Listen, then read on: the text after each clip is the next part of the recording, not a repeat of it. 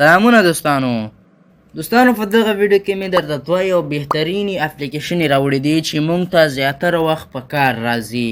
نو په دغه ویډیو کې در سره بشپړ معلومات شریکوم، نو ویډیو در سره تر پایه وګورئ. همدارنګه ویډیو در سره لایک کړئ او زموږ دغه چینل ټیچ عمر سکیل در سره سبسکرایب کړئ او د بیل آیکن تڼۍ در سره کېږئ تر څو هره نوې ویډیو تر تاسو پورې در ورسیږي. راځئ د ویډیو په طرف. ملګرو، ما به تاسو ته د دغو اپلیکیشنو کوم لینکونه چې دي هغه به د دې ویډیو په ډسکریپشن کې اچولی وي. نو دواړه به هغه ډسکریپشن کې به په لینک کلیک کړئ، تاسو به پلی سټور ته بوځئ، له هغه ځای نه به یې ډاونلوډ کړئ او یا د مووي چې وي پي این ورته آن کړئ. نو را به شئ، اول زه راځم دغه موویز ایډیجي ته. د دې کې موږ څه شی کولی شو؟ دغه کې چې دی ملګرو، دغه اپلیکیشن لکه څنګه چې مخکې ما درته ویلې، موږ دلته راځو مثلا دغه دویم آپشن ته. په دغه ځای کې موږ ته ډېر زیات ډیزاینونه راکوي. کوم ډیزاین چې ستاسو خوښ وي په هغه به سلیکټ کوئ. مثلا زه راځم دلته یو ډیزاین ورته انتخابوم. په دغه ځای کې زه راځم دغه یو ډیزاین ورته انتخابوم. ملګرو، دلته ګوره چې کله موږ موبایل لاک کړو که نه، نو بغیر له دې چې موږ موبایل خلاص کړو، نو تل عمر به چې دی زموږ په موبایل دغسې ساعت لګېدلی چې هغه ستاسو کوم هېواد کې هغلته څو بجې او کوم تاریخ او په بیټرۍ هم څومره چارج لري، دا ټول درته ښکاري بغیر له دې چې سکرین بل کوي.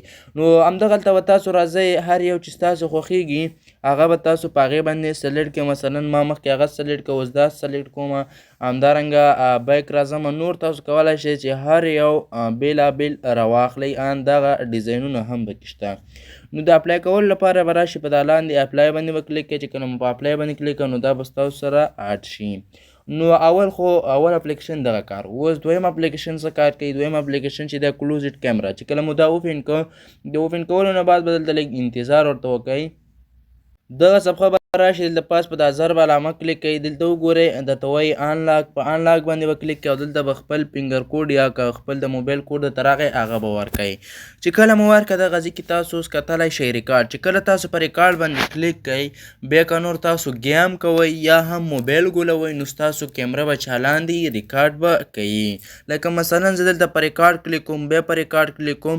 دلته بیا تاسو ته وایي که نه تاسو غواړئ چې مخامخ ویډیو چالانده کوئ که نه، بایک کمرې یعنې شاتنۍ کمرې کوم هغه چې ده ریکارډ چالان کوي.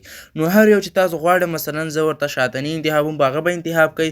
بیا هغې نه بعد به راشئ، دلته به دغه اولینی ورته انتخاب کوئ، بیا به همدغسې ورته آن کوئ. اوس دلته ګوره، دلته موږ ریکارډ چلند کړی، نو موږ ته وایي تاسو مایک خبرې نه شئ وباسلی. نو اوس دلته تاسو که په دغه اولینی آپشن باندې کلیک کړئ، ستاسو ویډیو چې دا سټاپ کېږي یعنې ودرېږي، بیا په همدې کلیک که بېرته چلندېږي.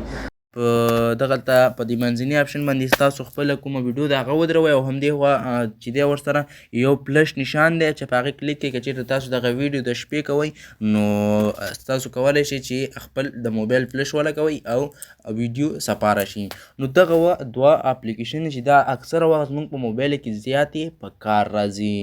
ها ملګرو، دغه وه زموږ د نننۍ ویډیو. که چېرته مو ویډیو خوښه شوې وي، ویډیو د سره لایک کړئ او زموږ دغه چینل ټیک عمر سکیل در سره سبسکرایب کړئ او د بیل آیکن تڼۍ د سره کېږئ تر څو هره نوې ویډیو تر تاسو پورې در ورسیږي.